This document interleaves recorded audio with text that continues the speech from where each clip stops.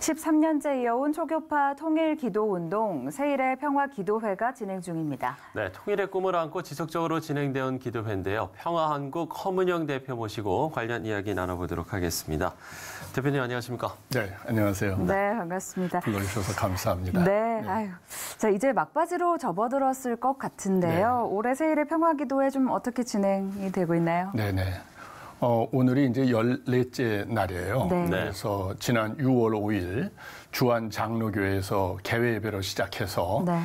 세일에 3주 동안 이제 진행이 되는데 첫째 주에는 회개라는 주제로 전국 교회를 다니면서 기도회를 했고요. 네. 지난 또 둘째 주에는 회복이라는 주제로 이제 기도를 해서 오늘이 마지막 날이고요. 네. 이제 내일부터는 사명이라는 사명. 주제로 이렇게 새 일회를 다니면서 기도를 합니다. 네. 이 새 일의 기도는 다니엘 그 기도에서 기초하는 겁니다. 그러니까 다니엘이 바벨론의 포로로 끌려간 지 68년쯤 되었을 때 네. 예레미야서를 갖고 이렇게 큐티를 했던가 봐요. 그런데 예레미야 29장에 보면 바벨론의 포로로 끌려간 지 70년이 되면 고향 예루살렘으로 돌아가게 하게 하시겠다는 하나님의 말씀을 읽고 그때부터 세 일에 동안 금식하며 기도를 합니다. 그래서 우리 민족의 분단이 70년을 넘어가기 전에 이 기도를 통해서 하나님께서 통일을 허락해 주시도록 기도를 하자 하고 시작을 했던 겁니다. 네. 그런데 금년의 주제는 특별히 하나님께서 관심을 갖고 계시는 그 약자들에 대해서 교회가 같이 기도를 했으면 좋겠다 이렇게 생각을 했는데요. 지금 시대적 약자는 과거에는 고아와 과부, 나그네였지만 또 얼마 전까지는 탈북민이라고 볼 수 있는데 네. 지금은 청년 세대라고 저희들은 생각을 했어요. 왜냐하면 실업이 100만 명을 돌파하고 또 청년들이 진 빚이 59조 원을 넘어가거든요. 그래서 이 청년들을 격려하고 네. 세워서 복음 통일의 주역과 세계 선교의 핵심 세대가 될 수 있게끔 우리가 격려하자. 그래서 금년은 너 하나님의 사람아 청년들을 위해서 특별히 기도를 하고 있습니다. 네. 그렇군요. 벌써 13년째 이제 진행되어 온 기도회인데 네. 13년째를 좀 맞으시니까 어떠신가요? 네, 이게 13년째 이게 그래서 제가 한번 책을 갖고 나와봤어요. 네, 이 2007년에 처음 시작한 겁니다. 그때 평양 대부흥 100주년 때 소박하게 이렇게 21일간 기도할 수 있게끔 준비를 해서 네. 청년들에게 이 책을 나눠줬어요. 그래서 4년 동안 매년 하면서 2010년까지는 이렇게 작은 책으로 했었는데 네. 이제 하나님께서 은혜를 베풀어 주셔서 2011년부터는 이렇게 큰 책으로 해서 이렇게 매년 했습니다. 네. 그리고 이제 금년은 이렇게 너 하나님의 사람아 하는 주제로 해서 이렇게 지금 진행을 하고 있고요. 네. 만약에 우리 C 채널로 지금 이 방송을 보시는 분들이 전화번호를 넘겨주시면 주소를 보내주시면 저희가 그분들한테는 다 이 책을 보내드려서 평화국에서 일일이 다 하도록 하겠습니다. 네. 그리고 이렇게 하게 된 것은 통일이 하나님의 뜻이다. 왜냐하면 저희 기독교인들은 성경에 없는 얘기를 할 땐 조심해야 되는데 통일이라는 단어가 과연 성경에 있을까? 연구해 찾아봤더니 딱 2번 나오더라고요. 네. 에베소서에 하늘과 땅에 있는 것이 그리스도 예수 안에서 통일되게 하려 하심이라. 그래서 통일이라는 건 성경에서 예수 안에서 하나가 되는 것. 그래서 통일은 이 민족이 예수 안에서 하나가 되는 것, 하나님의 뜻이다. 해서 저희들이 13년째 계속 기도를 하고 있는 거죠. 네. 그렇군요. 14년째 이어오고 계신 이유까지 또 나눠주셨는데요. 네. 국내외 29개 교회가 또 참여하는 그런 기도 운동인데 그렇다면 해외 교회에서도 함께 참여하신다는 의미겠죠? 그렇습니다. 네. 이제 해외에서는 저희들이 다니면서 통일 특강했던 교회들인데요. LA의 글로벌 선교교회, 또 중국에도 한 교회, 상해에 있는 교회입니다. 그리고 또 러시아에서 그 블라디보스토크 아니고 페체르부르크에 있는 교회, 미르 교회에서 같이 해주시기로 했고, 그리고 독일의 또 베를린에 있는 교회가 함께 오랫동안 이 기도를 같이 하고 있어요. 그래서 해외에서 4개 도시, 4개 국가의 4개 도시에서 지금 함께 이 기도를 해주고 있고요. 또 최근에 저희 인턴 중에 프랑스에서 온 그 자매가 있는데 프랑스 자매입니다. 근데 아버님이 목사님이신데 프랑스 분들이세요. 그런데 한국의 이 통일 기도가 너무 관심이 있다. 내년에는 자기들도 동참하겠다고 해주셔서 네. 참 하나님께 감사한 마음이지요. 네. 네. 이게 또 그리고 13년 동안 또 이어져 온 기도회이다 보니 네. 그동안 계속해서 기도로 마음을 모으신 분들이 많으실 테고 네. 그렇다면 또 이 기도 운동이 낳은 결실도 좀 있었을 것 같은데요. 그래요. 2007년에 이 기도가 처음 시작할 때는 청년들이 정말 감격하면서 기도를 했습니다. 그리고 한 번만 하면 안 된다. 그래서 2007년에 10월 3일 날 개천절 날 저희가 또 기도회를 하는데 그때 남북 정상회담이 열립니다.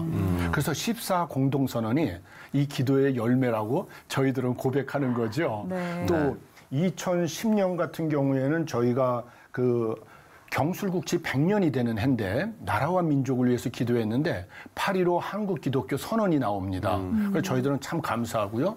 뭐 여러 가지가 있는데 한 가지만 더 말씀을 드리면 2017년에 네. 저희들이 그 북한에 억류되어 있는 선교사님들 그리고 또 원비어 형제까지 9명을 놓고 기도를 했어요. 근데 기도한 지 일주일 만에 원비어 형제가 나오게 된 거예요.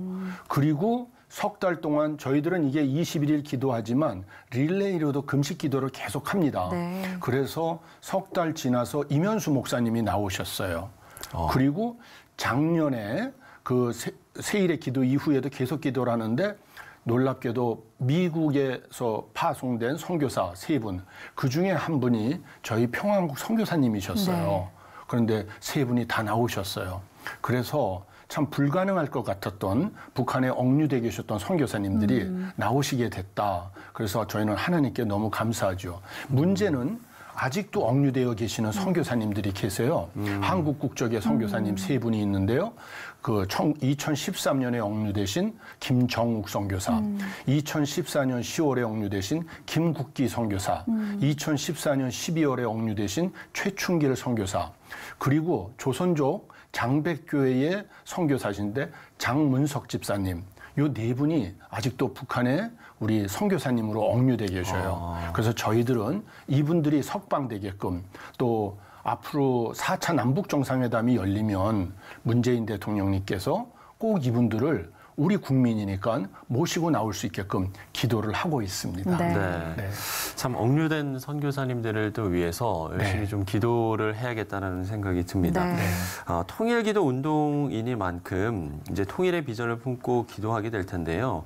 자연스럽게 이 남북 관계에 대해서 많은 기도를 할 것 같습니다. 지금의 한반도 상황을 일단 좀 어떻게 바라보고 계신지요? 예, 이제 지금 방금 질문에도 나왔습니다만 남북 관계라고 이제 우리가 볼 수 있는데 네. 그거보다 저는 이걸 한반도 문제 또 그렇게 얘기하셨는데 그 차원에서 보는 게 더 좋다. 왜냐하면 통일 문제는 남북한이 주도적으로 풀어야 할 민족 문제지만 동시에 국경을 접해 있는 중국, 러시아, 일본 그리고 유일 초강국으로 이 시대 세계를 이끌고 가고 있는 미국 이 4대 국가의 국가 이익이 걸려 있는 이 복합적 문제다. 그래서 민족적 차원과 국제적 차원을 병행해서 봐야 된다. 그런 게 이제 첫 번째 관점이고 또 하나는 이게 하나님 나라 안에 있다. 그래서 영적 차원에서 그래서 3차원적으로 그러니까 하나님 나라 차원, 국제적 차원, 민족적 차원, 3차원적으로 봐야 된다. 네. 그런데 지금 질문해 주셨듯이 이 상황을 어떻게 볼 거냐.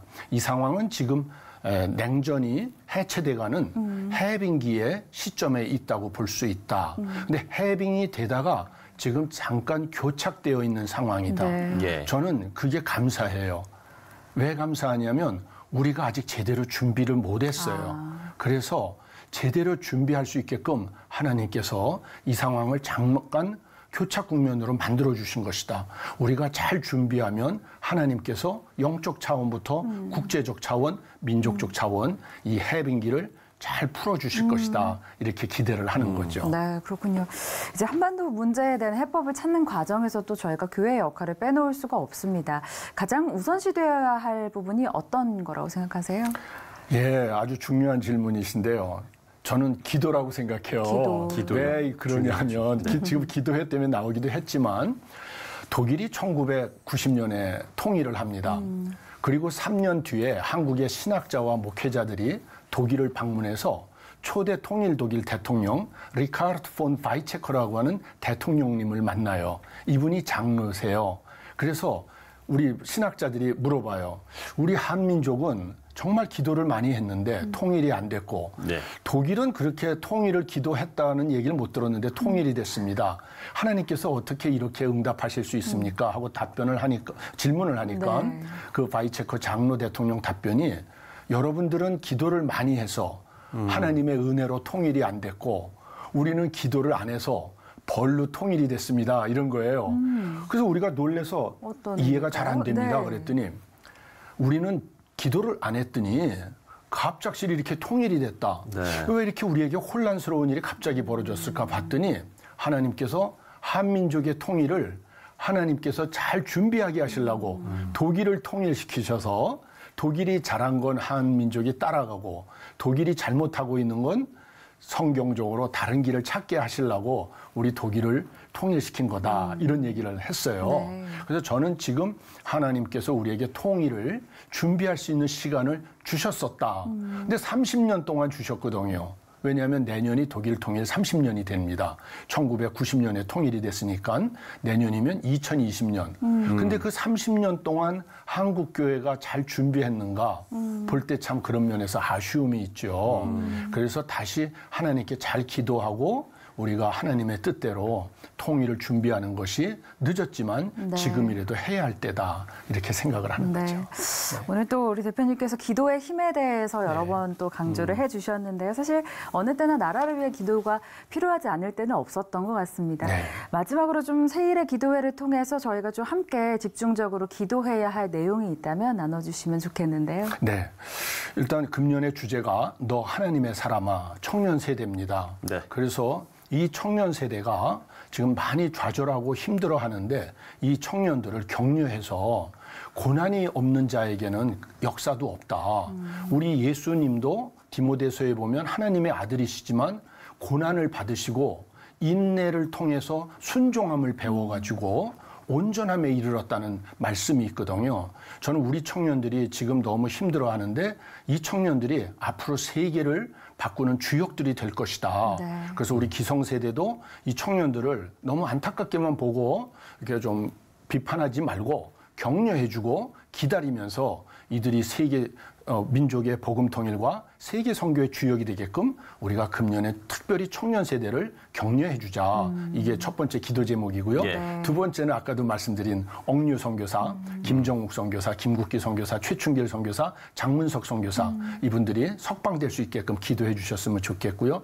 마지막으로는 한국 교회가 이 민족을 좀 축복해 줬으면 좋겠어요. 그거는 판문점에서 남북 연합 예배를 하나님께 올려드려서 가나안 땅에 들어갈 때 제사장들이 법궤를 메고 요단강에 들어가 섰을 때 그 강물이 멈추고 건너 들어갔던 것처럼 지금 요단강과 같은 이 비무장지대에 가서 한국 교회가 북한 성도들을 초청해서 함께 주님께 기도하면 하나님께서 불쌍히 보시고 은혜를 베풀어 주시지 않을까. 네. 이렇게 세 가지 기도 제목을 함께 좀 기도해 주셨으면 좋겠습니다. 네. 저희 역시 그 세 가지 기도 제목을 위해서 꼭 기억하고 기도하도록 하겠습니다. 네.